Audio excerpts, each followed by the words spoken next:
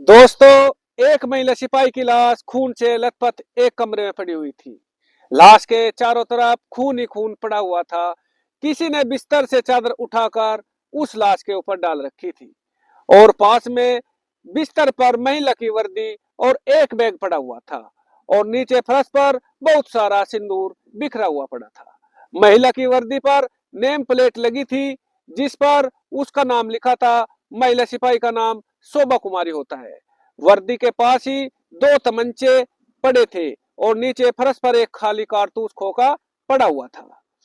तो नमस्कार दोस्तों, मैं आपका चंदू देसवाल फिर से स्वागत करता हूँ अपने चैनल क्राइम स्टोरी पर। दोस्तों, ये घटना ऐसी महिला की है जिसको सुनकर आपके भी होश उड़ जाएंगे, सोचने पर मजबूर हो जाओगे।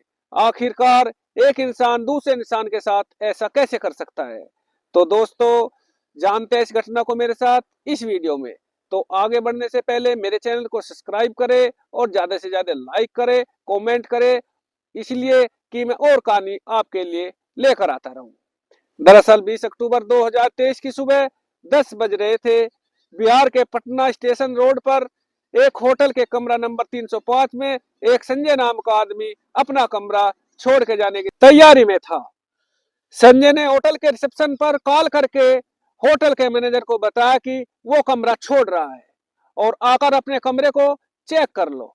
तो तभी मैनेजर संजय से कहता है कि आप परेशान मत हो, मैं अपने किसी कर्मचारी को भेज रहा हूं, तब तक आप कमरे में को छोड़कर मत जाना। तो कुछ देर बाद मैनेजर किसी कर्मचारी को न भेजकर खुद ही कमरा चेक करने के लिए चला जाता है। कमरा नंबर 305 होटल की तीसरी मंजिल पर होता है और ठीक लिफ्ट के पास में होता है।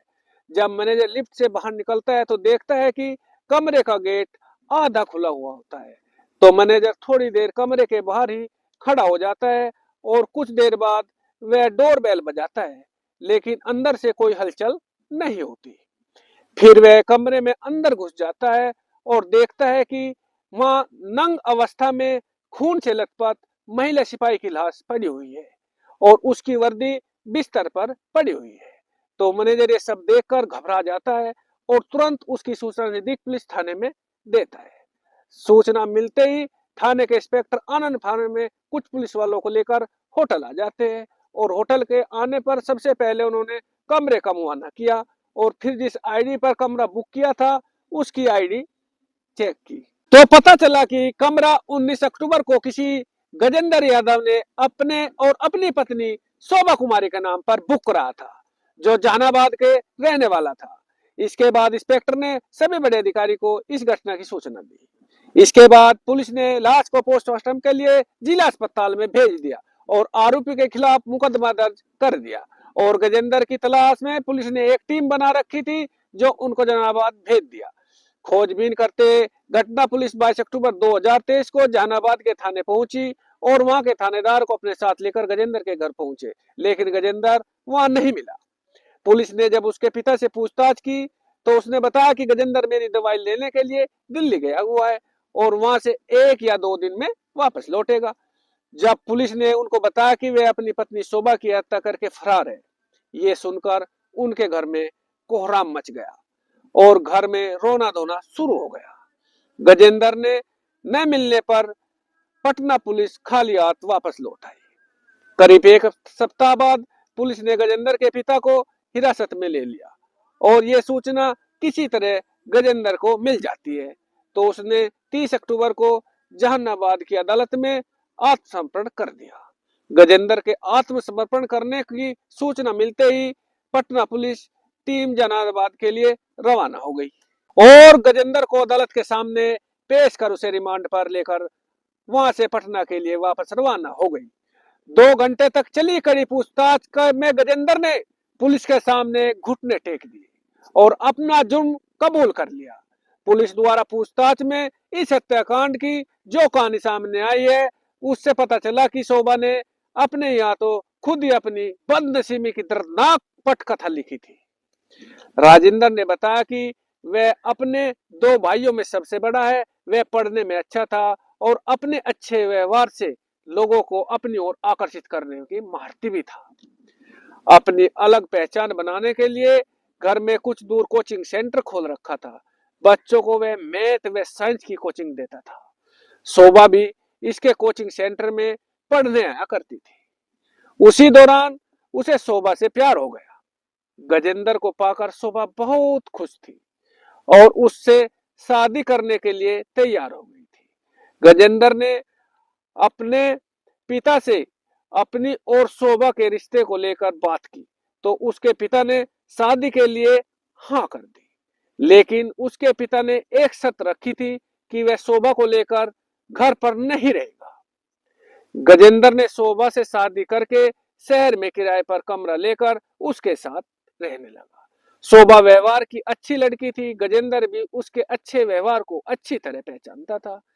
इसी बीच गजेंद्र एक बेटी का पिता बना तो बेटी आने से घर में खुशहाली आ गई। उन दिनों बिहार में पुलिस के बड़े पैमाने पर भर्ती निकली थी। शोभा ने भी पुलिस में फॉर्म भर दिया और अपनी कड़ी मेहनत में पुलिस में भर्ती हो गई। इसके लिए गजेंद्र ने अपने हिस्से का 5 बीघा जमीन भी बेच दी और अपने कारोबार में अपना जीवन सब कुछ दांव पर लगा दिया। शोभा की ट्रेनिंग पटना में हो रही थी। उसे जब ट्रेनिंग में थोड़ा सा वक्त मिलता 1 या 2 दिन के लिए बेटी से मिलने घर आ जाया करती थी। गजेंद्र भी शोभा से मिलने पटना चला जाया करता था। ट्रेनिंग के दौरान ही शोभा को वहीं पर एसएसबी की तैयारी कर रहे धीरज से प्यार हो गया। यह घटना से करीब 1 साल पहले की बात है। शोभा अपने परिवार के प्रति लापरवाही होती जा रही थी। शोभा की यह बात पता नहीं क्यों गजेंद्र को अजीब लग रही थी। वह सोचता था कि ऐसी कौन सी माँ होगी जो अपने बच्चे से मिलने तक के लिए भी वक्त नहीं निकाल सकती। एक दिन गजेंद्र किसी काम से पटना आया था। उसने यह बात शोभा को नहीं बताई थी। दोपहर के वक्त था।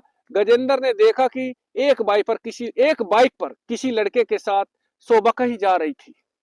यह देखकर उसका माथा ठनक गया।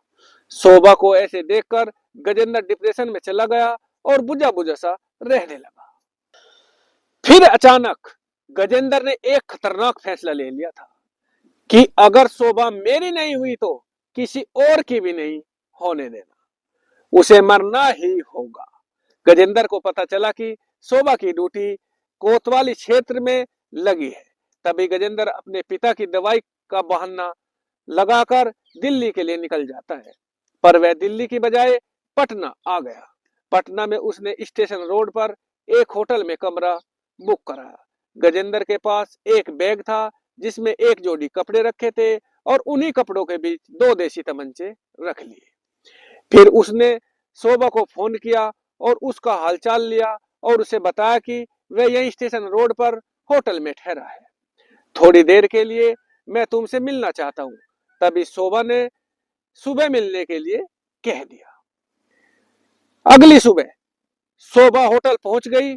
उस समय गजेंद्र पूरी तरह से तैयार हो चुका था और बैग से दोनों तमंचे निकालकर अपनी कमर के पीछे छिपा लिए। तो शोभा कमरे में जैसे ही कमरे में घुसी, उसे बिना सिंदूर देखकर गजेंद्र का पारा 7वें आसमान पर चढ़ गया। इसी बात को लेकर दोनों के बीच विवाद छिड़ गया।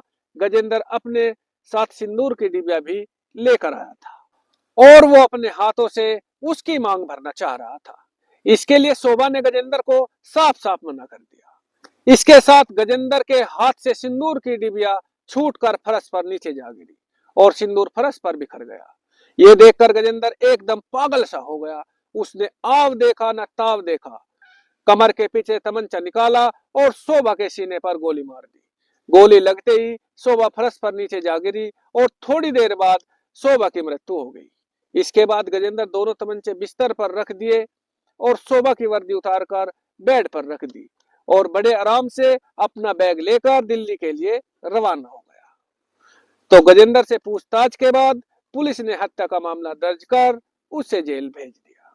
तो दोस्तों, इसके साथ ये कहानी है समाप्त होती है। आप अपने और अपने परिवार का ख्याल रखें और जाने से पहले मेरे चैनल को ज्यादा से ज्यादा सब्सक्राइब करें, लाइक करें और कमेंट करके जरूर बताएं कि मेरी कहानी आपको कैसी लगी।